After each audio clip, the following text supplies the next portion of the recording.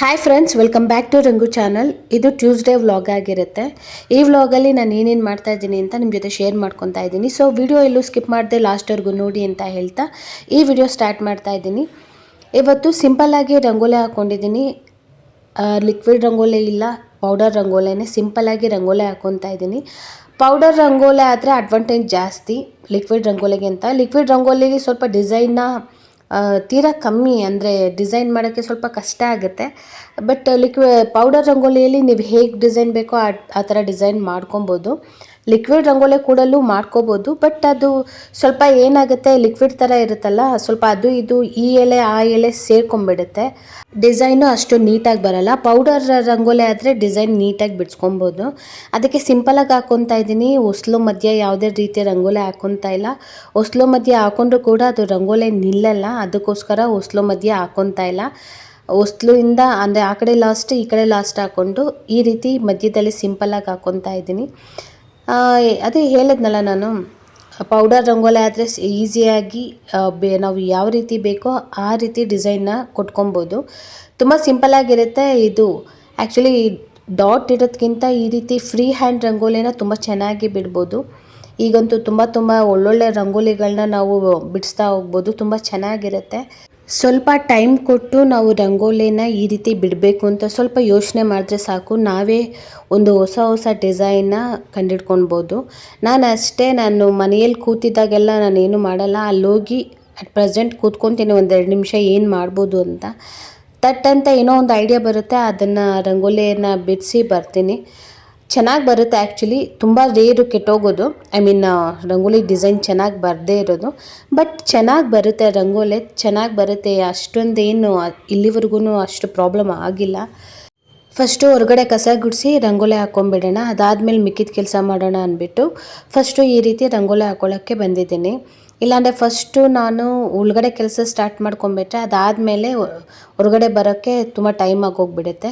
So finally rangoli ಈ ರೀತಿ ಬಿಟ್ಕೊಂಡಾಯಿತು. ಸಿಂಪಲಾಗೆ ಬಿಟ್ಕೊಂಡೆ ರಂಗೋಲಿ, ಜಾಸ್ತಿ ದೊಡ್ಡದಾಗೇನು ಬಿಟ್ಕೊಂಡಿಲ್ಲ.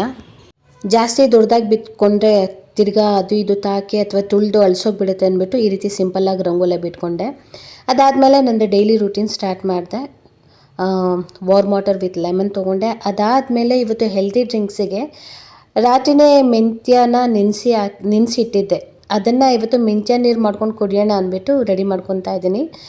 ಇಲ್ಲಿ 1.5 ಗ್ಲಾಸ್ ನೀರು ಹಾಕ್ಕೊಂಡಿದ್ದೀನಿ. 1.5 ಗ್ಲಾಸ್ ನೀರಿಗೆ 1 ಟೇಬಲ್ ಸ್ಪೂನಷ್ಟು ಮೆಂತ್ಯ ಹಾಕ್ಕೊತಾ ಇದ್ದೀನಿ. 1 ಟೇಬಲ್ ಸ್ಪೂನ್ ಮೆಂತ್ಯ ಹಾಕ್ಕೊಂಡು ಅದನ್ನು ನೀಟಾಗಿ ಕುದಿಸ್ಕೊಬೇಕಾಗುತ್ತೆ. ನೀರು ಕುದಿಸ್ಕೊಂಡು ಅದು ಅರ್ಧಕ್ಕೆ ಇಳಿಬೇಕು. ಅದು ಅರ್ಧಕ್ಕೆ ಇಳಿದಾದ್ಮೇಲೆ ನೀವು ತೊಗೊಳ್ಬೋದು. ಚೆನ್ನಾಗಿರುತ್ತೆ. ಆ್ಯಕ್ಚುಲಿ ಇದೇನು ಕುಡಿಬೋದು, ಬಟ್ ಕಹಿ ಇರುತ್ತೆ ಕುಡಿಯೋಕ್ಕೆ.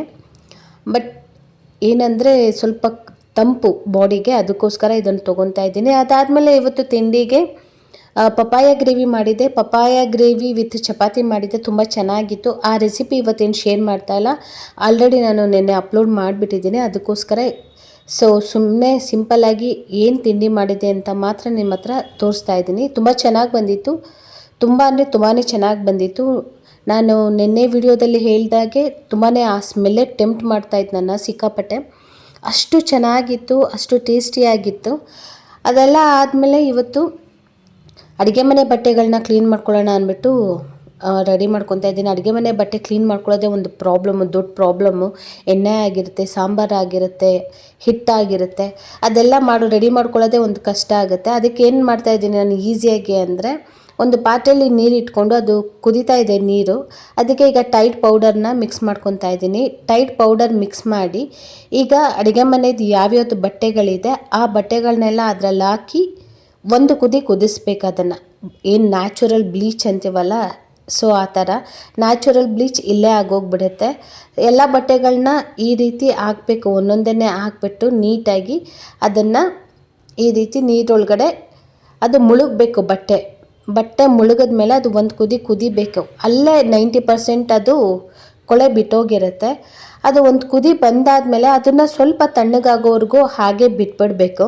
ಹಾಗೆ ಬಿಟ್ಟರೆ ಆ ಟವಲ್ಸ್ ಅಂತ ನಾವೇನು ಯೂಸ್ ಮಾಡ್ತೀವಲ್ಲ, ಆ ಟವಲ್ಸಲ್ಲಿ ಬ್ಯಾಡ್ ಸ್ಮೆಲ್ ಆಗಿರ್ಬೋದು ಅಥವಾ ಎಣ್ಣೆ ಜಿಡ್ಡು ಏನೇ ಒಂದು ಕಲೆಗಳಿದ್ರೂ 90% ಅಲ್ಲೇ ಬಿಟ್ಟೋಗಿರುತ್ತೆ. ನೋಡಿ ಕುದಿ ಬರ್ತಾ ಇದೆ. ಈಗ ನಾನೇನು ಮಾಡ್ತಾಯಿದ್ದೀನಿ, ಅದು ಒಂದು ಕುದಿ ಬಂದರೆ ಸಾಕು. ಬಟ್ಟೆ ಹಾಕಿದ್ಮೇಲೆ ತೀರಾ ಜಾಸ್ತಿ ಕುದಿಸ್ಬಾರ್ದು. ಈಗ ಸ್ಟವ್ನ ಆಫ್ ಮಾಡಿಬಿಟ್ಟು ಅದನ್ನು ಸ್ವಲ್ಪ ತಣ್ಣಗಾಗಕ್ಕೆ ಬಿಡ್ತೀನಿ. ತಣ್ಣಗಾಗಬೇಕು, ಅದಕ್ಕೆ ಸ್ವಲ್ಪ ಮುಚ್ಚಿಟ್ಬಿಟ್ಟು ತಣ್ಣಗಾಗಕ್ಕೆ ಬಿಡಿ. ತಣ್ಣಗಾಗಬೇಕು ಅಂದರೆ ತೀರಾ ತಣ್ಣಗಾಗಬೇಕು ಅಂತ ಏನಿಲ್ಲ, ಸ್ವಲ್ಪ ಬೆಚ್ಚಗೆ ಆಗೋಷ್ಟು ಬಿಟ್ಟು ಸಾಕು. ನೋಡಿ, ಅದು ಸ್ವಲ್ಪ ತಣ್ಣಗಾಗಕ್ಕೆ ಬಿಟ್ಟಿದ್ನಲ್ಲ, ಆಲ್ಮೋಸ್ಟ್ ಎಲ್ಲ ಕೊಳೆ 90% ಇಲ್ಲೇ ಬಿಟ್ಕೊಂಡಿದೆ. ಆ ವೈಟ್ ಟವಲಲ್ಲೇ ಗೊತ್ತಾಗ್ತಾ ಇದೆ ನೀಟಾಗಿ ಹೇಗೆ ಕೊಳೆ ಬಿಟ್ಟೋಗಿದೆ ಅಂತ. ಅದನ್ನು ಜಸ್ಟ್ ನಾವು ಉಜ್ಜಿಬಿಟ್ರೆ ನೀಟಾಗಿ ಕಾಣಿಸುತ್ತೆ. ಒಂದ್ಸರಿ ಟ್ರೈ ಮಾಡಿ ನೋಡಿ, ಬಟ್ಟೆಗಳು ಎಷ್ಟು ಶೈನಿಯಾಗಿರುತ್ತೆ, ಎಷ್ಟು ಚೆನ್ನಾಗಿರುತ್ತೆ ಅಂತ. ಈಗ ಏನು ಮಾಡಬೇಕು, ನಾವು ಈಗ ಅದನ್ನು ತೊಗೊಂಡು ಆ ನೀರು ಚೆಲ್ಬಿಟ್ಟು ಹೊಸ ನೀರಿಗೆ ಹಾಕ್ಕೊಂಡು ಈ ರೀತಿ ನಾವು ಯಾವ ಸೋಪ್ ಯೂಸ್ ಮಾಡ್ತೀವೋ ಆ ಸೋಪಲ್ಲಿ ನೀಟಾಗಿ ಈ ರೀತಿ ಸೋಪ್ ಹಚ್ಬಿಟ್ಟು 2 ಕಡೆನೂ ನೀಟಾಗಿ ಉಜ್ಕೊಂಡ್ಬಿಡ್ಬೇಕು. ಈಗ ಒಂದು ಸರಿ ಸೋಪ್ ಹಚ್ಚಿ ಉಜ್ಕೊಂಡ್ರೆ ಸಾಕು. ಅವಾಗ ಏನಾಗ್ತಾಯಿತ್ತು, ಡೈರೆಕ್ಟಾಗಿ ಒಗೆಯೋಕ್ಕೆ ಹೋದಾಗ ನಮಗೆ 3-4 ಸರಿ ಸೋಪ್ ಹಚ್ಚಿ ಹಾಕಿದ್ರೂ ಎಣ್ಣೆ ಜಿಡ್ಡೋಗ್ತಾ ಇರಲಿಲ್ಲ, ಸಾಂಬಾರು ಕಲೆಗಳು ಹೋಗ್ತಾ ಇರಲಿಲ್ಲ, ಆ ರೀತಿ ಪ್ರಾಬ್ಲಮ್ ಆಗ್ತಾಯಿತ್ತು. ಸೊ ಈ ಥರ ಮಾಡೋದ್ರಿಂದ ನೋಡಿ, ನಾನು ಜಸ್ಟ್ ಈ ರೀತಿ ಒಂದು ಸರಿ ಹಿಂಗೆ ಉಜ್ಜೋದು. ನೀವು ಲೈಟಾಗಿ ಒಂದು ಸರಿ ಆ ಕಡೆ ಈ ಕಡೆ ಬ್ರಷ್ ಮಾಡ್ಕೊಂಡ್ಬಿಟ್ರೆ ನೀಟಾಗಿ ಕೊಳೆ ಹೊರಟೋಗ್ಬಿಡುತ್ತೆ, ನೀಟಾಗಿ ಕಾಣಿಸುತ್ತೆ. ಅದು ವೈಟ್ ಟವಲ್ಲು ಎಷ್ಟು ಬ್ರೈಟಾಗಿ ಕಾಣಿಸುತ್ತೆ ಅಂತ ಅದು ಒಣಗಿದ ಮೇಲೆ ಅದು ನೀಟಾಗಿ ಗೊತ್ತಾಗೋದು. ಸೊ ನಾನು ಅದನ್ನೆಲ್ಲ ಒಗ್ದು ಆದಮೇಲೆ ಈಗ ನಾನು ಸ್ವಲ್ಪ ನೀರು ತೊಗೊಂಡು ಅದಕ್ಕೆ ಕಂಫರ್ಟ್ ಹಾಕ್ಕೊಂಡು ಆ ಬಟ್ಟೆಗಳನ್ನೆಲ್ಲ ಅದರಲ್ಲಿ 10 ನಿಮಿಷ ಇಡ್ತೀನಿ. ಯಾಕೆ ಅಂದರೆ ಅಡುಗೆ ಮನೆ ಟವಲ್ಸು ಒಂಥರ ಬ್ಯಾಡ್ ಸ್ಮೆಲ್ ಬರ್ತಾ ಇರುತ್ತೆ ಅಂತ ಹೇಳಿದ್ನಲ್ಲ. ಸೊ ಈ ರೀತಿ ಮಾಡೋದ್ರಿಂದ ಅಡುಗೆ ಮನೆ ಟವಲ್ಸು ಎಷ್ಟು ಚೆನ್ನಾಗಿರುತ್ತೆ ಸ್ಮೆಲ್ ಅಂದರೆ, ಯಾರೇ ಬಂದ್ರೂ ಇದು ಅಡುಗೆ ಮನೆ ಬಟ್ಟೆನಾ ಅಂತ ಕೇಳೋ ರೀತಿ ಇರುತ್ತೆ. ನೋಡೋಕ್ಕಾದ್ರೂ ಸರಿ ಅಥವಾ ಅವರು ಯೂಸ್ ಮಾಡಬೇಕಾದ್ರೂ ಸರಿ, ಇದು ಅಡುಗೆ ಮನೆ ಬಟ್ಟೆನ ಅನ್ನೋದೇ ಡೌಟ್ ಬರುತ್ತೆ, ಅಷ್ಟು ಗುಡ್ ಸ್ಮೆಲ್ ಬರ್ತಾ ಇರುತ್ತೆ. ಒಂದು ನೀಟಾಗಿರುತ್ತೆ ಅಡುಗೆ ಮನೆ ಟವಲ್ಲು. ಅಡುಗೆ ಮನೇಲಿ ಟವಲ್ನೂ ಕೂಡ ಇಷ್ಟು ನೀಟಾಗಿ ಇಟ್ಕೋಬೋದಾ ಅಂತ ಅನಿಸುತ್ತೆ ಯಾರಿಗೇ ಆದ್ರೂ. ಈಗ ನಾನು ಒಂದು 10-15 ನಿಮಿಷ ಬಿಟ್ಟು ಅದನ್ನು ಈ ರೀತಿ ನೀಟಾಗಿ ಜಾಲಿಸಿ ಇಟ್ಕೊತಾ ಇದ್ದೀನಿ. ಈ ರೀತಿ ಎಲ್ಲ ನೀಟಾಗಿ ಒಂದ್ಸರಿ ಜಾಲಿಸಿ ಇಟ್ಕೊಂಡ್ಮೇಲೆ ಅದನ್ನು ಒಣಗಾಕ್ಬಿಡ್ಬೇಕು. ಒಣಗಾಕಿದ್ಮೇಲೆ ನಿಮಗೆ ಗೊತ್ತಾಗುತ್ತೆ ಎಷ್ಟು ನೀಟಾಗಿ ಕೊಳೆ ಹೋಗಿದೆ ಅಂತ. ಸೊ ಒಂದ್ಸರಿ ಟ್ರೈ ಮಾಡಿ ನೋಡಿ, ಟ್ರೈ ಮಾಡಿದ್ರೆ ಮಾತ್ರ ಎಲ್ಲ ವಿಷಯ ಗೊತ್ತಾಗೋದು. ಅದಾದಮೇಲೆ ನಾನು ಸ್ವಲ್ಪ ಫ್ರೆಶ್ ಅಪ್ ಆಗಬೇಕಾಗಿತ್ತು. ಫ್ರೆಶ್ ಅಪ್ ಆಗಿ ಫಸ್ಟು ಇಲ್ಲಿ ಎಮೋಲಿನ್ನ ಮಾಯ್ಶ್ಚರೈಸರ್ ಆಗಿ ಯೂಸ್ ಮಾಡ್ತಾ ಇದ್ದೀನಿ. ಮಾಯ್ಶ್ಚರೈಸರ್ ಹಚ್ತೀನಿ. ನಾನು ಮನೆಯಲ್ಲಿದ್ದಾಗ ಮಾಯ್ಶ್ಚರೈಸರ್ ಮಾತ್ರ ಹಚ್ಚೋದು, ಕ್ರೀಮೆಲ್ಲ ನಾನು ಯೂಸ್ ಮಾಡಲ್ಲ. ಮಾಯ್ಶ್ಚರೈಸರ್ನ ನೀಟಾಗಿ ಅಪ್ಲೈ ಮಾಡ್ತಾ ಇದ್ದೀನಿ. ಇದು ನನಗೆ ಡಾಕ್ಟರ್ ಸಜೆಸ್ಟ್ ಮಾಡಿದ್ದು, ನನಗೆ ತುಂಬ ಇಷ್ಟ ಆಯಿತು. ಸೊ ಅದನ್ನೇ ಕಂಟಿನ್ಯೂ ಮಾಡ್ತಾ ಇದ್ದೀನಿ. ನಾನು ಯಾವುದು ಮಾಯ್ಶ್ಚರೈಸರ್ನ ತೊಗೊಂಡಿಲ್ಲ, ಡಾಟ್ ಆ್ಯಂಡ್ ಕಿ ಯೂಸ್ ಮಾಡ್ತಾ ಇದ್ದೆ. ಆ್ಯಕ್ಚುಲಿ ತುಂಬ ಚೆನ್ನಾಗಿದೆ dot and Ki, but doctor suggest ಮಾಡಿದ್ರಲ್ಲ, ಓಕೆ ಚೆನ್ನಾಗಿದೆ ಅಂದ್ಬಿಟ್ಟು ತಿರ್ಗಾ ಮತ್ತೆ ಅದನ್ನೇ ತೊಗೊಂಡಿದ್ದೀನಿ. ಮತ್ತು ನೆಕ್ಸ್ಟು ನಾನು ಬಾಡಿ ಲೋಷನ್ ಹಚ್ತಾ ಇದ್ದೀನಿ. ಅಂದರೆ ಇಲ್ಲಿ ಬಾಡಿ ಲೋಷನ್ಗೆ ಡಾಟ್ ಆ್ಯಂಡ್ ಕಿ ಅವ್ರದ್ದು ವಿಟಮಿನ್ ಸಿ ಲೋಷನ್ ಹಚ್ತಾ ಇದ್ದೀನಿ. ತುಂಬ ಚೆನ್ನಾಗಿದೆ, ಇದನ್ನೇ ಯೂಸ್ ಮಾಡ್ತಾ ಇದ್ದೀನಿ. ಇನ್ನೂ ಖಾಲಿ ಆಗಿಲ್ಲ ಅದು. ಕೈಗೆ ಕಾಲಿಗೆ ಎಲ್ಲ ಅಪ್ಲೈ ಮಾಡ್ಕೊತೀನಿ. ಯಾಕೆ ಅಂದರೆ ಇಲ್ಲಾಂದರೆ ತುಂಬ ಕೈ ಏನಾಗುತ್ತೆ, ಹುಡುಕ್ಲು ಥರ ಕಾಣಿಸುತ್ತೆ. ಅಂದರೆ ಒಡೆದೋಗಿರುತ್ತಲ್ಲ, ಬ್ರೇಕ್ ಜಾಸ್ತಿ ಆಗುತ್ತೆ. ಅದಕ್ಕೋಸ್ಕರ ಒನ್ಸ್ ಹಚ್ತೀನಿ, ಡೈಲಿ 2 ಟೈಮ್ಸ್ ಹಚ್ಚಲ್ಲ. ಹೊರಗಡೆ ಹೋದರೆ ಮಾತ್ರ 2 ಟೈಮ್ಸ್ ಹಚ್ತೀನಿ. ಮನೆಯಲ್ಲಿದ್ದಾಗ ಯಾವಾಗ ಫ್ರೆಶ್ ಅಪ್ ಆಗ್ತೀನೋ ಆವಾಗ 1 ಟೈಮ್ ಅಪ್ಲೈ ಮಾಡ್ಕೊತೀನಿ. ಅದಾದಮೇಲೆ ಈಗ ಲಿಪ್ ಬಾಮ್ ಆಗಿ ಡಾಟ್ ಆ್ಯಂಡ್ ಕಿ ಅವ್ರದ್ದು ಚಾಕ್ಲೇಟದು ಫ್ಲೇವರ್ ಅದನ್ನು ಹಚ್ಕೊತೀನಿ. ಆ್ಯಕ್ಚುಲಿ ತುಂಬ ಚೆನ್ನಾಗಿದೆ, ತುಂಬ ಸ್ಮೂತ್ ಮಾಡುತ್ತೆ ಲಿಪ್ನ. ಅದಕ್ಕೋಸ್ಕರ ಅದು ಕೂಡ ಹಚ್ಕೊತಾ ಇದ್ದೀನಿ. ಅದನ್ನು ಹಚ್ಕೊಂಡು ಈವ್ನಿಂಗು ಪೂಜೆ ಮಾಡಬೇಕಿತ್ತು. ಪೂಜೆ ಮಾಡೋಣ ಅಂದ್ಬಿಟ್ಟು ಹೇರ್ನೆಲ್ಲ ಕೋಂಬ್ ಮಾಡಿಕೊಂಡೆ ನೀಟಾಗಿ. ಹೇರ್ನೆಲ್ಲ ಕೋಂಬ್ ಮಾಡಿಕೊಂಡು ಪೂಜೆ ಮಾಡಬೇಕಿತ್ತು. ಅಷ್ಟರಲ್ಲಿ ಮಳೆ ಬಂತು.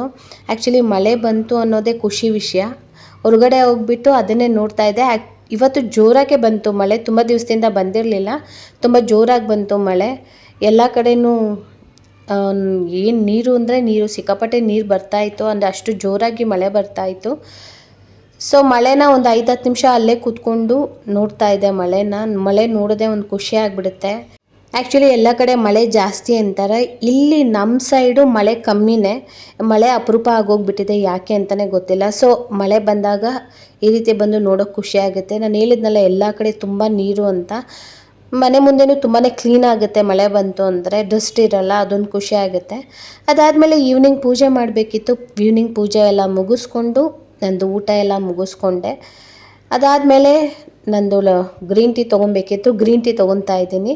ಗ್ರೀನ್ ಟೀ ತೊಗೊಂಡಾದಮೇಲೆ ವಾಕ್ ಮುಗಿಸಿ ಡೈಲಿ ಬುಕ್ ಓದಬೇಕು. ಅದನ್ನು ಬುಕ್ ಓದೋಣ ಅಂತ ಕೂತೆ. ಬಟ್ ನನಗೆ ಯಾಕೋ ಇವತ್ತು ಬುಕ್ ಓದೋ ಮನಸ್ಸೇ ಇರಲಿಲ್ಲ, ಏನು ವಿಷಯ ಅಂತಲೂ ಗೊತ್ತಾಗಲಿಲ್ಲ. ಆದ್ರೂ 2 ಪೇಜಸ್ ಓದಿದೆ, 2 ಪೇಜಸ್ ಓದ್ಬಿಟ್ಟು ಮಲ್ಕೊಂಡೆ.